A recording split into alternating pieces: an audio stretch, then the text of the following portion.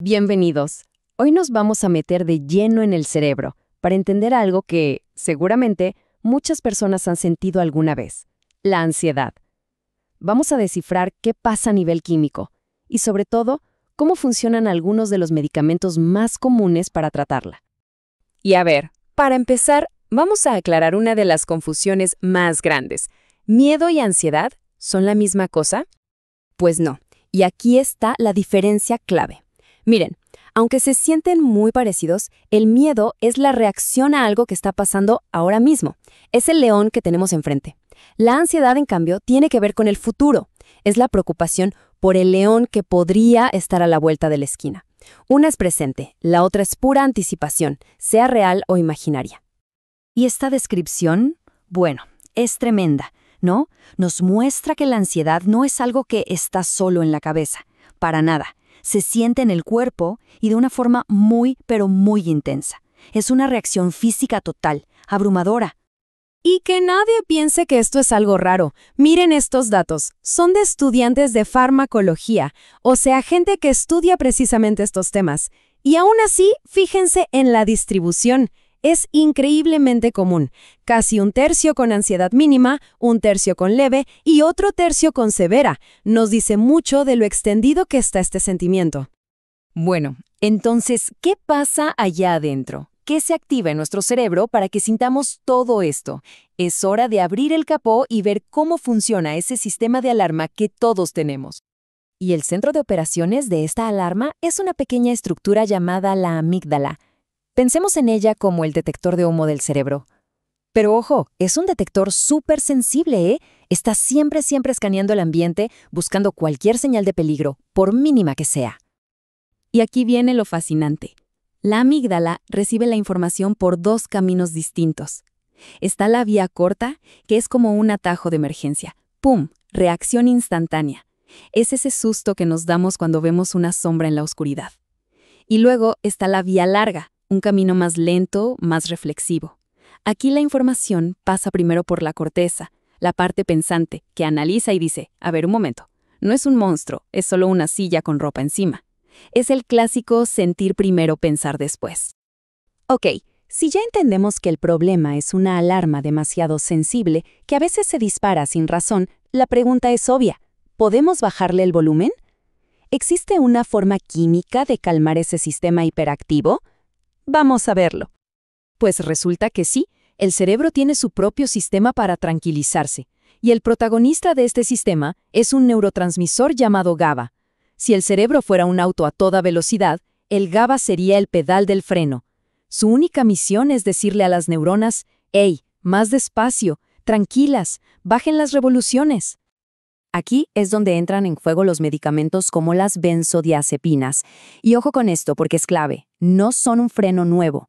Lo que hacen es actuar como un booster, un potenciador para el freno que ya tenemos. Hacen que nuestro propio GABA funcione mucho mejor. Son como un asistente de frenado para el sistema nervioso. Veamos el mecanismo más de cerca. Normalmente, el GABA se hunde a su receptor y abre un canalito para que entren iones de cloruro, que calman la neurona. Bueno, lo que hace la benzodiazepina es unirse a otro sitio de ese mismo receptor. Y al hacerlo, es como si le dijera al canal: «Oye, cada vez que llegue el GABA, ábrete más seguido, con más ganas». El resultado es que entra muchísimo más cloruro y la neurona se calma de forma súper efectiva. Y esta diferencia en el mecanismo es crucial para entender por qué las benzodiazepinas son más seguras que fármacos más viejos como los barbitúricos. Miren, las benzos aumentan la frecuencia con que se abre el canal. Los barbitúricos, en cambio, aumentaban la duración, lo mantenían abierto por más tiempo. ¿Qué significa eso? Que los barbitúricos podían mantener el freno apretado a fondo sin control, lo que aumentaba muchísimo el riesgo. Las benzos tienen un techo de seguridad. Pero claro, no todo es tan sencillo. Esta herramienta tan potente para calmar la ansiedad es, como dice el título, un arma de doble filo. La misma química que proporciona calma también puede, a la larga, crear otros problemas muy serios. Cuando se usan por mucho tiempo, el cerebro empieza a acostumbrarse. Es como si dijera: «Ah, ok, como siempre hay ayuda extra para frenar, voy a reducir mi propio sistema de frenos». Y ahí empiezan los problemas. La tolerancia. cuando se necesita más dosis para sentir lo mismo.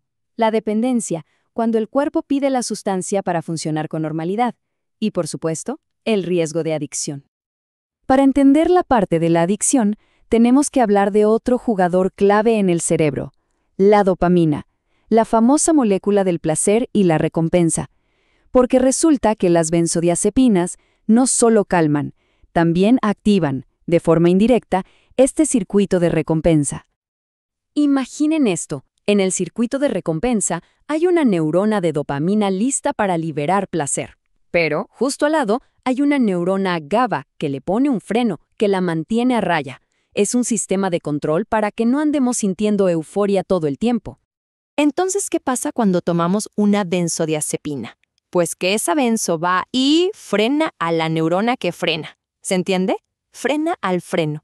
Al hacer eso, la neurona de dopamina queda libre, sin nadie que la controle y ¡boom!, libera un montón de dopamina.